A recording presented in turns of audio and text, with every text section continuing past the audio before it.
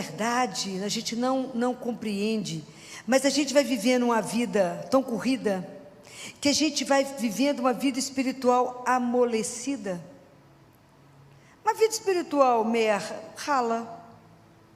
A gente vai se acostumando a viver uma vida pela metade. É como se a gente vivesse, não a verdade inteira da nossa fé, mas viver de meia verdade. E viver de meia verdade, tem um poema lindo de Sofia Mello que diz: viver meia verdade é como viver em meio quarto, como ganhar meio salário, é como ter direito a meia vida. É como se a gente fosse se acostumando a viver uma vida espiritual bem mais ou menos. Nós perdemos, a verdade, o grande paixão, né? O grande amor.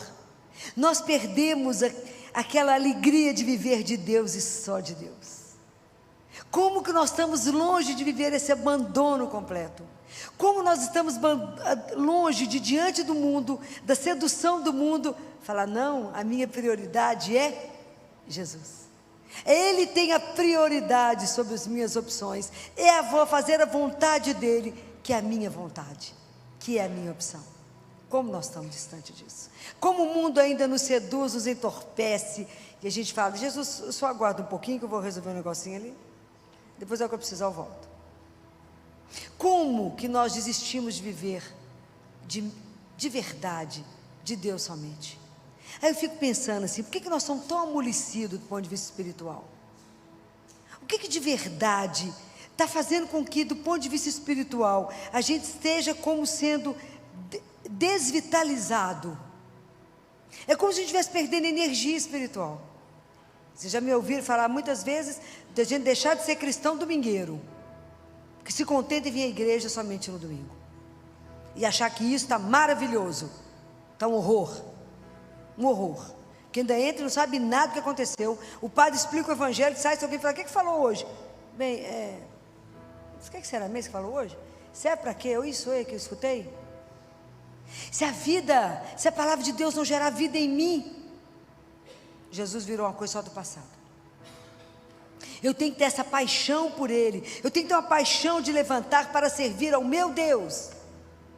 Eu tenho que ter uma vida centrada para Ele, com Ele, nele e só. Entender que desse mundo eu vou me desapegando, no sentido de que eu tenho as coisas, vivo com elas, mas elas não me possuem.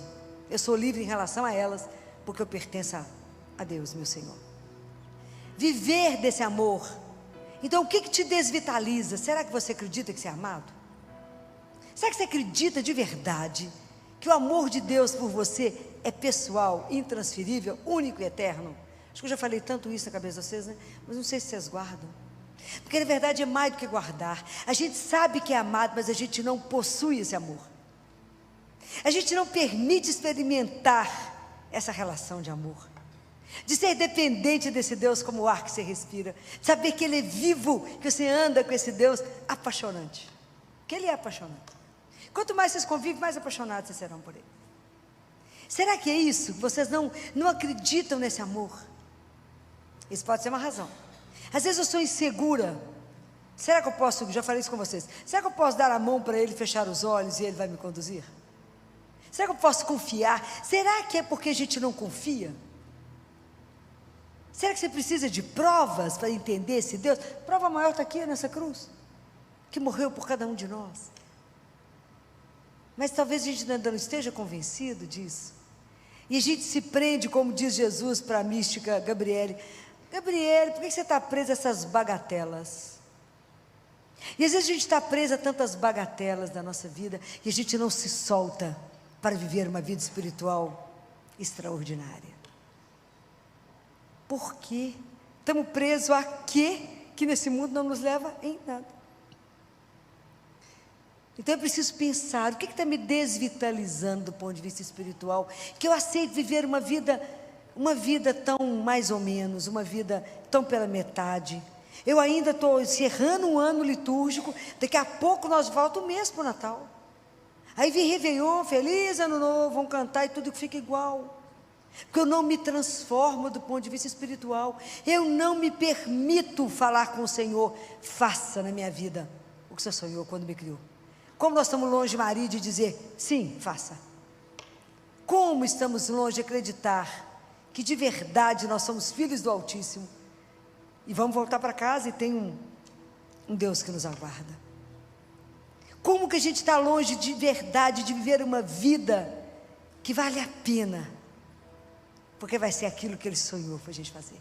O dia que a gente tiver essa audácia, essa coragem, o Deus vai te levar aonde você jamais sonhou. Por isso que eu sempre falei com vocês, seu joelho vai te levar aonde os pés jamais ousaram ir. Atreva a se entregar. Às vezes a gente fica preso em pequenas coisas, às vezes a gente fica preso lá no nosso ateliê, eu quero isso. Fala com o Senhor, o Senhor também está de acordo com isso? Ou o seu Senhor sonhou muito mais? Muito além. Ouse. Porque imagina, quando a gente está rezando, e a gente reza todo dia no Pai Nosso, venha a nós o vosso reino, o que nós estamos pedindo? Senhor, se equivale a dizer, Senhor, faça com que cada um de nós seja vosso. Porque o reino de Deus só vai acontecer o dia que a gente desejar, o dia que a gente de verdade viver essa proposta dele. Por isso que Deus traz essa proposta dele ser o Senhor, mas ele respeita uma coisa que chama nossa liberdade. É uma opção de cada um de nós. Eu quero seguir Jesus, ou eu quero ficar assim meio à margem mesmo, observando esse povo que está andando para ver se dá certo. Vai que Jesus chega e fala, bem que eu acreditava, você me viu sentado lá na igreja? Bem que eu acreditava, mais ou menos. Um pé no mundo, outro pé com Deus. Não dá para andar assim. É para ser dele, só dele. Entregue a ele, para que ele faça a vossa vontade. Que é extraordinário, mas como a gente não confia no amor dele, a gente fala, mas se eu entregar, será que vai fazer tudo direitinho mesmo? A gente tem medo, porque a gente não confia nele. Porque desconhece esse Deus escandalosamente espetacular. Essa é uma ousadia para enfrentar, porque você imagina, o poder dele é um poder divino. Esse é o poder de Jesus, é divino, porque somente Ele pode nos dar a vida eterna. Somente Ele pode derrubar o domínio do mal, da morte, somente Ele pode derrubar isso. Somente Jesus tem o poder do amor, né? Que do mal Ele tira um bem. Ele pega um coração duro e põe terno. Ele pega uma guerra, uma briga, uma pessoa que você fala, é meu inimigo. Agora é época de Natal, é época das confusões. É a noite mais trágica do João 23. Vocês acham que eu estou brincando? É a noite mais trágica do João 23 de plantão. Porque aqueles inimigos que a gente não vê, aqueles parentes que a gente não, né? Bebe um golinho e mata. Vocês acham que eu estou de brincadeira? Passa uma noite lá no João 23, dia 24, dia 25. Vocês verão a tragédia humana. Então só Ele pega um coração que é duro e põe ternura. Só Ele que pega uma briga, uma fala, se eu estou com ódio, nunca mais olho, e põe paz. E somente Ele. E que pega aquelas noites escuras, nossa, aquela situação que você fala, não tem saída. E Ele acende a esperança. Só Ele, gente. Esse é o poder dele. Não é o poder que o mundo dá, que o poder do mundo não leva a lugar nenhum. Só ilusão, né? O mundo só te dá ilusão. Deus não. Deus não. Aquele que, você pode imaginar, o que é ser capaz de nos dar a vida eterna? A gente não tem dimensão do que significa isso. E a gente se apega a essa aqui como se fosse total. Nada. Isso aqui é um pedacinho da eternidade que temos para viver. Isso é escandaloso, gente.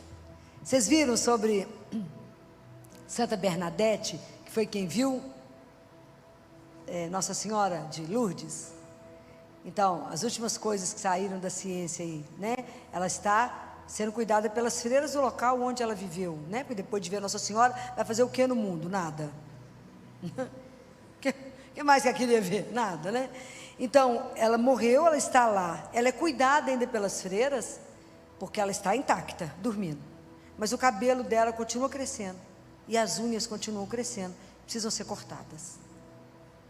E o sangue dela não coagulou, está líquido dentro dela. É extraordinário o nosso Deus. Nós não temos dimensão de nada, gente. E daí ele ainda fica deixando a gente escolher se a gente quer que ele seja o Senhor da nossa vida ou apenas um personagem da história. É espetacular pensar nisso. Nós estamos encerrando um ano. É mais um ano que ele deu a graça da gente viver. E é menos um que falta para voltar para casa, para encontrar com ele. Então é preciso pensar.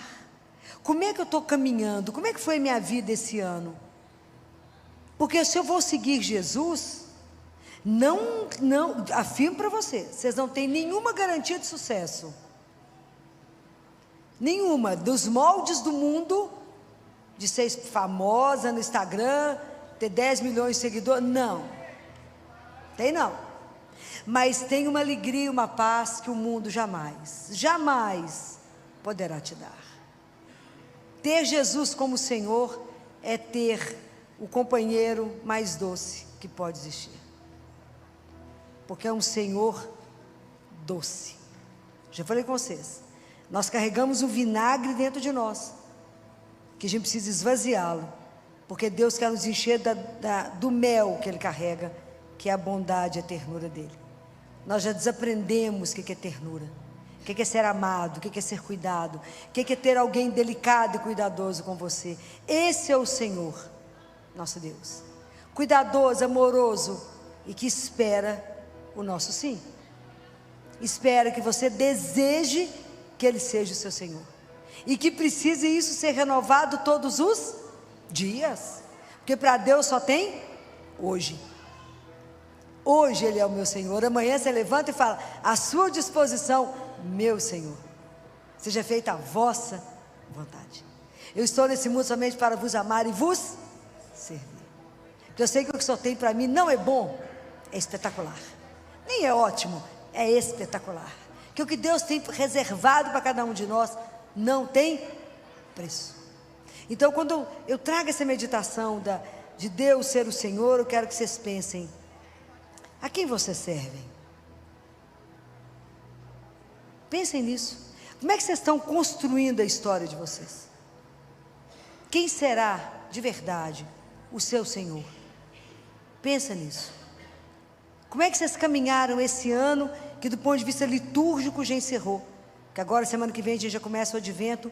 Vamos nos preparar para esse mistério apaixonante que se chama encarnação. Um Deus que aceita ficar no útero de uma menina 9 meses para tomar a nossa carne e nos ensinar a ser filho de Deus. É uma coisa extraordinária. A festa, Natal é uma festa que me tira do meu lugar, de tão enlouquecida que eu fico ao Natal. E não precisa falar, Filó, mas você não sabe o tanto de coisa que eu perdi esse ano.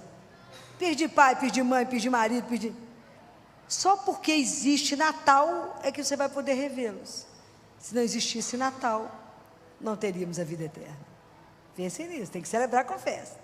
Então, pensem, nós estamos terminando o ano litúrgico. Daqui a um mês termina o ano civil. É para continuar a mesma toada da caminhada? Vocês estão felizes com vocês? O caminho está bom? A vida de vocês se enche de alegria? Vocês estão realizados com a vida que vocês estão caminhando? Ou vocês estão precisando de antidepressivo, ansiolítico?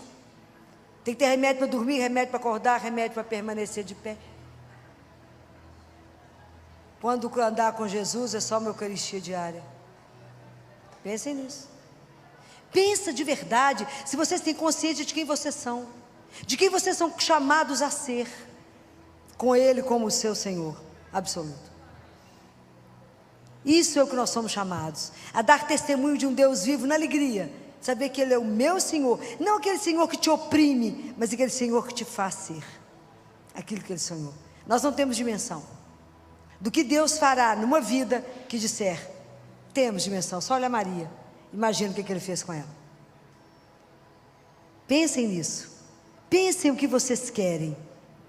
Então é preciso, se vocês fizerem opção por Ele, é preciso voltar a Deus pela oração, voltar na confissão, voltar na reza diária do terço. E eu vou morrer falando com vocês. Peçam a Jesus a graça da missa diária. Peça a Ele a graça da confissão, pelo menos mensal. Peça, tudo é graça. Peça a Ele: Senhor, eu quero viver uma vida que valeu a pena ter passado por aqui. Me dá a alegria de caminhar na sua santíssima presença, alegria que é a assinatura do Espírito. Me faça voltar ao primeiro amor, quando eu me apaixonei pelo Senhor. Me ajuda a acordar todos os dias incendiada de amor por Ti, para correr, para viver, para fazer o que precisar, na alegria de saber que no final do dia eu servir somente a meu Deus.